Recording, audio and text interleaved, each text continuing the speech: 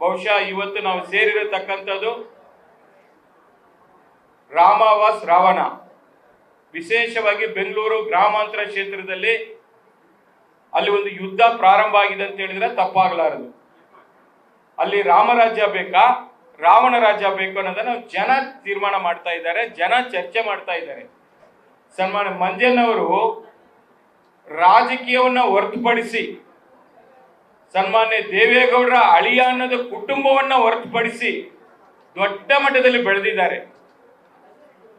ಅವರು ಮಾಡಿರತಕ್ಕಂಥ ಸೇವೆಗಳನ್ನ ಎಲ್ಲೇ ಹೋಗಿ, ಸಾರ್ ನನ್ನ ಆಪರೇಷನ್ಗೆ 7.5 ಲಕ್ಷ ಆಗ್ತಾ ಇತ್ತು, ಬರೀ 30,000 ನನಗೆ ಆಪರೇಷನ್ ಮಾಡಿ ನಮಗೆ ಪ್ರೋತ್ಸಾಹವನ್ನ ಕೊಟ್ಟಿದ್ದಾರೆ ಅಂತೇಳಿ ಮಾತನಾಡ್ತಾ ಇದ್ದಾರೆ.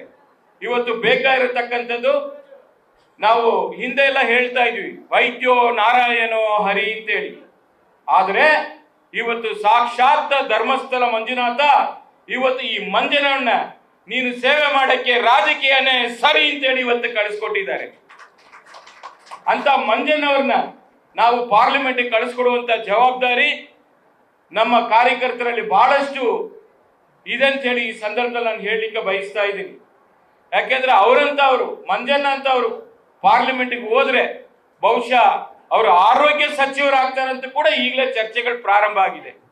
ಅವರು ಒಂದು ಸಾಮಾನ್ಯ ವೈದ್ಯರಾಗಿ, ಅದು ಸರ್ಕಾರಿ ಒಂದು ಹಾಸ್ಪಿಟಲ್ನ ಹೈಟೆಕ್ ಇಂದ ಹೆಚ್ಚಾಗಿ ದೊಡ್ಡ ಮಟ್ಟದಲ್ಲಿ ಅವ್ರು ಹೆಂಗ್ ಮಾಡಿದ್ರು ಅದನ್ನ ಇಡೀ ನಮ್ಮ ರಾಜ್ಯಕ್ಕೆ ಮಾತ್ರ ಗೊತ್ತು, ಇಡೀ ದೇಶಕ್ಕೆ ಗೊತ್ತಾಗಬೇಕಂದ್ರೆ ಮಂಜಣ್ಣವ್ರು ಗೆದ್ದು ಕೇಂದ್ರದ ಆರೋಗ್ಯ ಸಚಿವರು ಕೂಡ ಆಗ್ಬೇಕಾಗಿದೆ.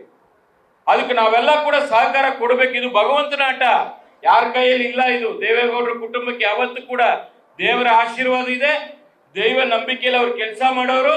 ಇವತ್ತು ಅದೇ ಮಂಜಣ್ಣವರು ಅನ್ಸೇಕ್ ಅವ್ರು ಯಾವಾಗಲೂ ಅವ್ರು ಮಾಡುವಂತ ಪೂಜೆ ಪುನಸ್ಕಾರ ಇವತ್ತು ಅವ್ರನ್ನ ರಾಜಕೀಯಕ್ಕೆ ತಂದಿದೆ. ನಾನು ಕೂಡ ಕೇಳಿದೆ ಮಂಜಣ್ಣ, ಅದ ಆಗ್ಲೇ ಹೇಳ್ತಾ ಇದ್ರು, ನಿಜವಾಗ್ಲೂ ನಾನು ಬರಕ್ಕೆ ಇಷ್ಟನೇ ಇಲ್ಲ, ಅದು ಹೇಗೋ ಆಗೋಗಿದೆ ಅಂತೇಳಿ.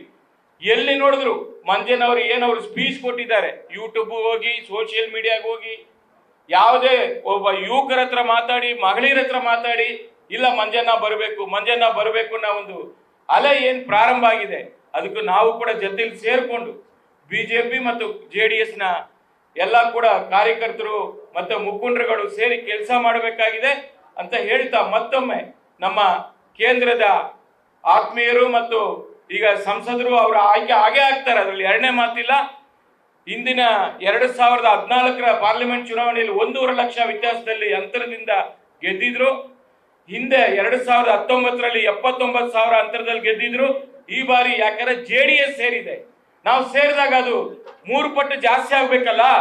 3 ಲಕ್ಷ ಓಟ್ ಅಂತರದಿಂದ ಮೋಹನಣ್ಣವ್ರನ್ನ ಪಾರ್ಲಿಮೆಂಟ್ ಕಳಿಸ್ಕೊಳ್ಳುವಂತ ಕೆಲಸವನ್ನ ನಮ್ಮ ಪಕ್ಷದ ಮುಖಂಡರುಗಳು ಕೂಡ ಸೇರಿ ಮಾಡಬೇಕು ಅಂತೇಳಿ ಈ ಸಂದರ್ಭದಲ್ಲಿ ನಾನು ಹೇಳಲಿಕ್ಕೆ ಬಯಸ್ತಾ ಇದ್ದೀನಿ.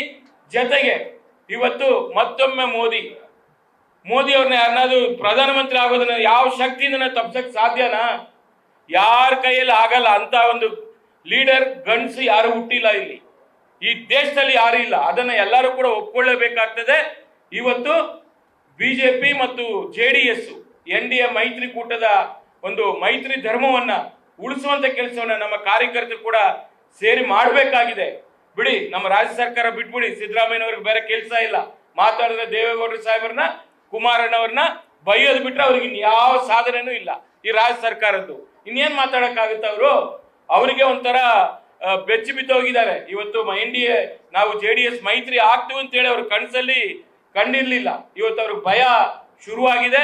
ಅದರಿಂದ ಇಂಥ ಒಂದು ಮಾತುಗಳನ್ನು ಅವ್ರು ಆಡ್ತಾ ಇದ್ದಾರೆ. ಅದ್ರ ಬಗ್ಗೆ ನಾವು ತಲೆ ಕೆಡಿಸ್ಕೊಳ್ಳೋದು ಬೇಕಿಲ್ಲ. ಈ ಪಾರ್ಲಿಮೆಂಟ್ ಚುನಾವಣೆ ಆದ್ಮೇಲೆ ಈ ಸರ್ಕಾರ ಅದು ಏನೇನು ಆಗ್ಬೇಕೋ ಎಲ್ಲ ಆಗುತ್ತೆ, ಅದು ಮುಂದಕ್ಕೆ ನೋಡೋಣ. ಇವತ್ತು ನಮ್ಮ ಕಣ್ಮುಂದೆ ಇರತಕ್ಕಂಥದ್ದು ಬೆಂಗಳೂರು ನಗರದ 3 MP ಗಳು, ದಕ್ಷಿಣ, ಉತ್ತರ, ಕೇಂದ್ರ ಹಾಗೂ ಬೆಂಗಳೂರು ರೂರಲ್, ಇದು 4 ಕಡೆ ನಾವೆಲ್ಲ ಕೂಡ ಸೇರಿ ಗವರ್ನರ್ಸಿ ಬೂತ್ ಮಟ್ಟದಲ್ಲಿ ಕೆಲಸ ಮಾಡಿ ನಮ್ಮ ಕ್ಯಾಂಡಿಡೇಟ್ಗಳು ಗೆಲ್ಲಿಸುವಂತ ಪ್ರಾಮಾಣಿಕ ಪ್ರಯತ್ನವನ್ನು ನಾವೆಲ್ಲ ಕೂಡ ಸೇರಿ ಮಾಡೋಣ ಅಂತೇಳಿ ಮತ್ತೊಮ್ಮೆ ತಮ್ಮೆಲ್ಲರಿಗೂ ತಲೆಬಾಗಿ ನಮಸ್ಕಾರ ಮಾಡ್ತಾ ನನ್ನ ಮಾತನ್ನು ಮುಗಿಸ್ತಾ ಇದ್ದೀನಿ. ಜೈ ಹಿಂದ್, ಜೈ ಕರ್ನಾಟಕ, ಜೈ JDS. ನ್ಯೂಸ್ ಫಸ್ಟ್, ನಿರ್ಭೀತಿಯಿಂದ ನಿಮ್ಮ ಪರವಾಗಿ.